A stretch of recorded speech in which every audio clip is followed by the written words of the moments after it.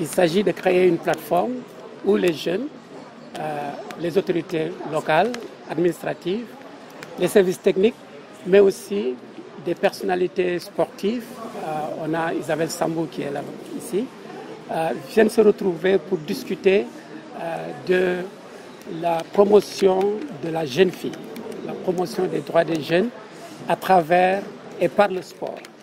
Donc aujourd'hui, nous sommes ravis d'accueillir plus de 200 personnes, dont 100 jeunes des deux régions de Ziguinchor et de Sédhiou. Right to Play utilise un triptyque qui est d'éduquer, protéger et d'autonomiser les jeunes. De manière concrète, sur le terrain, nous travaillons avec le mouvement associatif.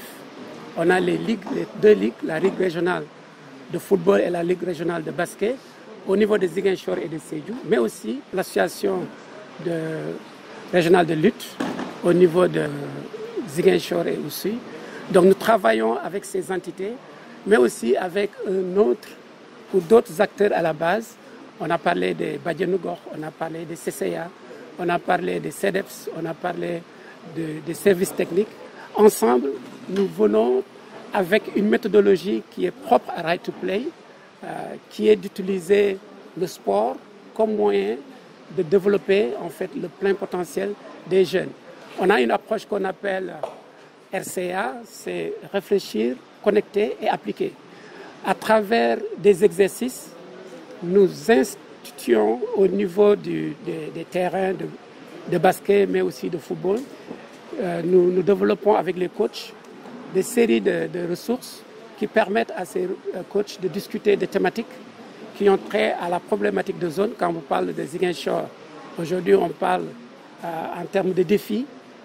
On a un ensemble de déterminants tels que la violence basée sur le genre, le mariage des enfants, la grossesse précoce, la déperdition scolaire. Comment on peut utiliser le pouvoir du jeu et du sport pour adresser ces problématiques de zone et permettre aux jeunes de jouir de leur plein potentiel.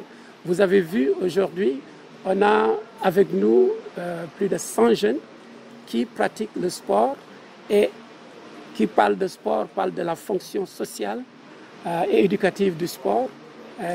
L'exemple que j'ai donné, c'est cette jeune fille qui ne pratiquait pas le sport au début, mais grâce aux activités sportives, qui est devenue leader dans sa communauté et au niveau scolaire a pu décrocher son baccalauréat. Et je dois dire qu'elle n'est pas la seule. Et voilà l'image et voilà ce que nous voulons promouvoir au niveau de Right to Play avec ce projet RECAF-Jeux qui, je le rappelle, a été financé par Affaires mondiales Canada.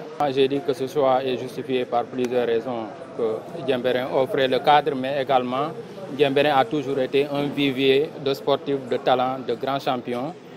Et que donc, au-delà aussi, Diembéring, c'est la terre de Aline Sitoé Diatta qui devrait être le modèle aujourd'hui pour cette jeunesse.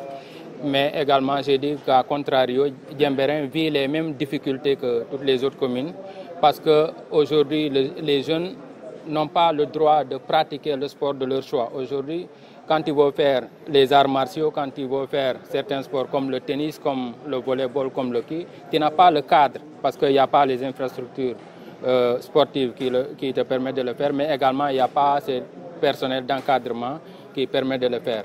Maintenant, l'approche de Right to Play consistant à accompagner les jeunes, renforcer les capacités de ces jeunes-là, à leur donner la possibilité d'être autonomes, d'avoir confiance en soi par des activités socio-émotionnelles, développer des activités sportives, essayer d'enlever toutes les barrières qui pèsent contre, en tout cas, cette promotion, cette pratique sportive des jeunes femmes. Je pense que c'est une très bonne chose. Et Right to Play, si on doit faire le bilan, quand même, on passerait beaucoup de temps à le faire parce qu'ils ont compris qu'il faut renforcer d'abord les capacités des encadreurs. C'est pour ça qu'il l'a dit.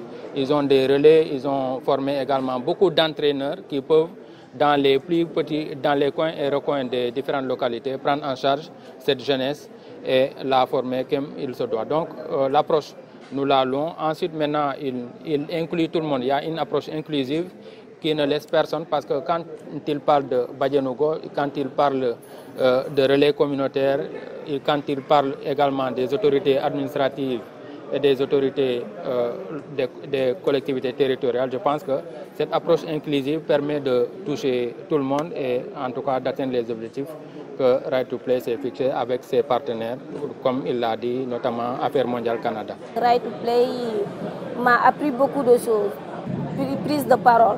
C'est Right to Play qui a fait ça en nous, parce que ça c'est pas tabou pour moi, parce que on avait là-bas un centre ado, on discutait ensemble sur ces sujets, grossesse précoce, mariage d'enfants, on parlait ça entre nous. On n'a pas honte de dire ça.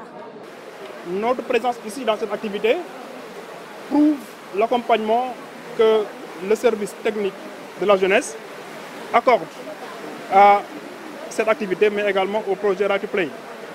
Nous avons vu que ce projet a impliqué, depuis le début de sa mise en œuvre, tous les acteurs, tous les secteurs, mais le plus important, c'est l'accompagnement manifesté par les services de santé de la jeunesse, tels que les services départementaux de la jeunesse, mais également les centres conseils ados de Ziguinchor et de Sédhiou, qui accompagnent le projet dans le cadre du renforcement de capacité des jeunes bénéficiaires à travers des sessions portant sur le plaidoyer, la communication, la promotion du leadership.